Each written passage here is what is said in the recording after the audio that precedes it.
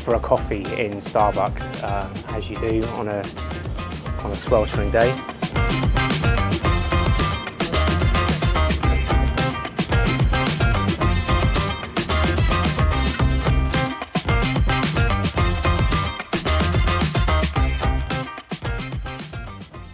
Hello guys, it's Dan.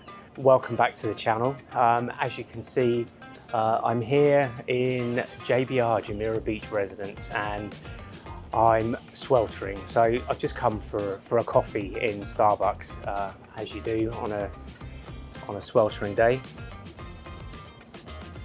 But I just wanted to make a quick video because somebody commented about Dubai, saying, yeah, 0% taxes, but also 0% freedom. Okay, I think I'd like to make a video dispelling that, really, because I must admit I had a similar feeling before coming here that the Middle East, it's quite oppressive, and there's women are second-class citizens, and how bad is it? Because you're fed all of this kind of crap from the media, and you just think that that's true. It's not like that at all here. It's certainly a bit more conservative, but it's not what I would consider, a lot of the West to be, quite degenerate. But anyway, that's for another topic.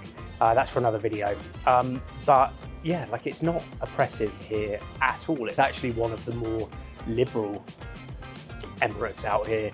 And sure, it's a Muslim country, there are mosques, and you don't want to be doing anything too outlandish here. But for example, we're here at JBR, Jumeirah Beach, and there's women walking around in bikinis, there's guys with their tops off. I mean, okay, you don't want to be a dummy, and if you're a woman, don't be topless, don't do anything overtly sexual, or you can't be touching each other in a sort of in a sexual way.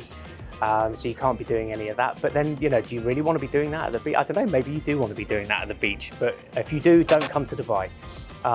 But yeah, you don't want to be doing that here.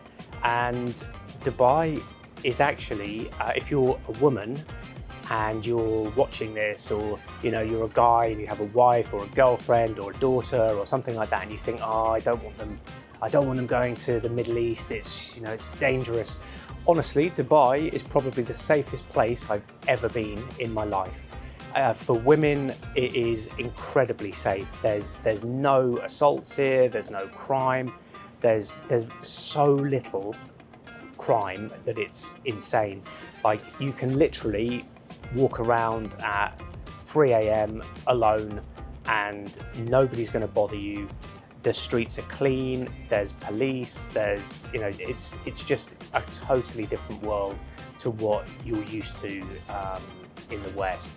So all of these kind of myths around, the Middle East is very oppressive, and sure, I mean, maybe some parts of it, I don't know, I haven't visited everywhere, and I know that some places are a lot more conservative than others, but certainly not in Dubai. It's been nothing but welcoming of me, and I have seen virtually no difference to how people act in the West. There's no, as I say, there's no crazy stuff like, topless beaches or, nudist beaches or anything like that. I think they draw the line there. But why would you want to be doing any of that crazy stuff? And I think to the topic of the Middle East is not very free.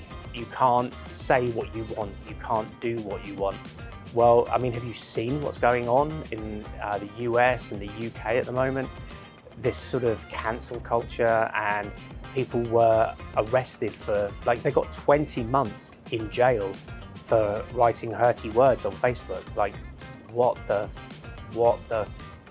F? They even let out really dangerous criminals to make room for the hurty word people. What is going on? And you don't have freedom as you think you have freedom in the UK or the US. Canada for that matter. Actually, Canada certainly more than the US, and I think the UK is not far off that. And I know Australia has its own issues around that. But yeah, coming here to the Middle East, to Dubai specifically, I don't see any of that nonsense here. Now, if you want to come here and you want to make a nuisance of yourself and you want to protest on the streets and you want to criticize the royal family here and you want to, you know, post on social media and make videos about, you know, how bad everything is and how terrible everything is, then, you know, you're probably going to get in trouble. Although, having said that, I don't think you'll get into trouble for making a video about, you know, if you don't like Dubai.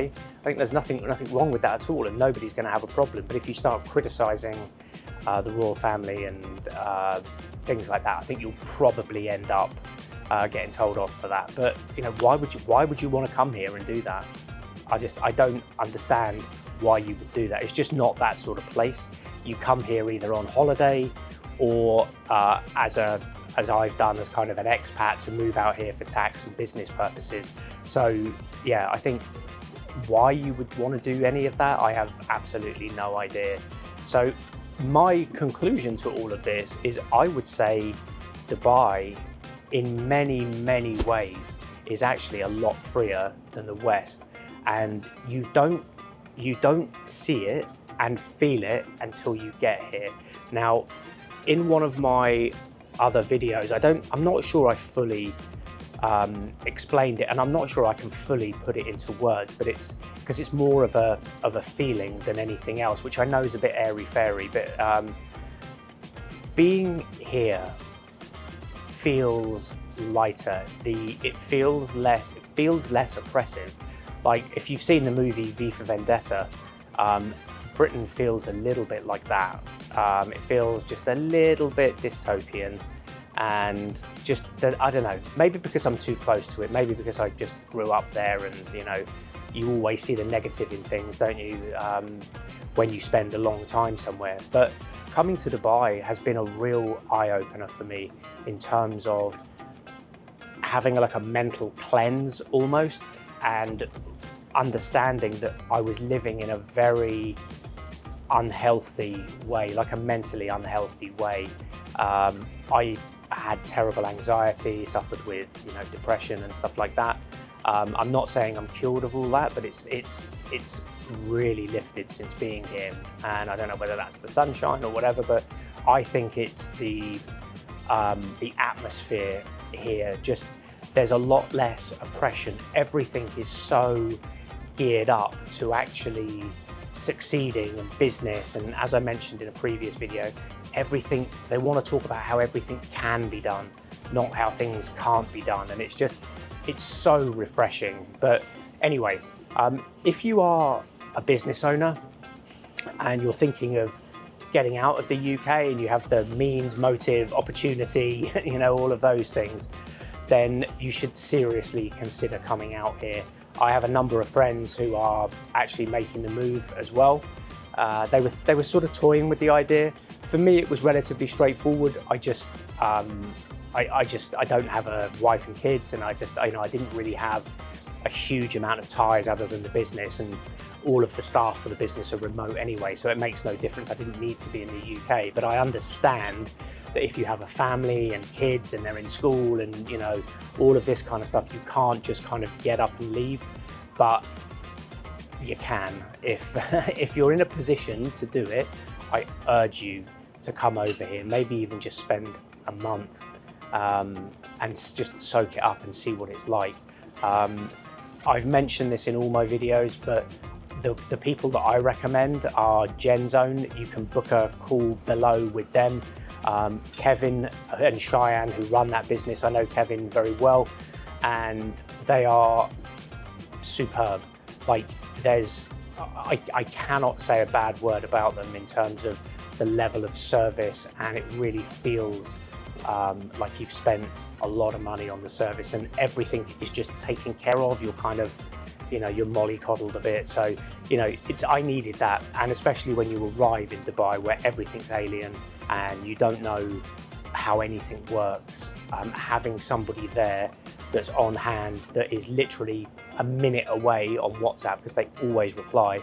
And having people on the ground here that can meet you, that can do appointments for you, that can help you navigate the landscape is invaluable. So book a call with them below. It's totally free. It's going to be about half an hour, 45 minutes. They'll tell you how to do it. You can also structure your business from the UK and the US in a legal, tax-free way. I'm not going to go into it in here because it's going to be a long video otherwise. And Kevin, I call him Mr. Fix-It. Kevin will be able to give you much more details on that. But anyway, I hope you enjoyed this video, and remember, it's not about how much money you make, but rather how much you can keep. All right, until the next one.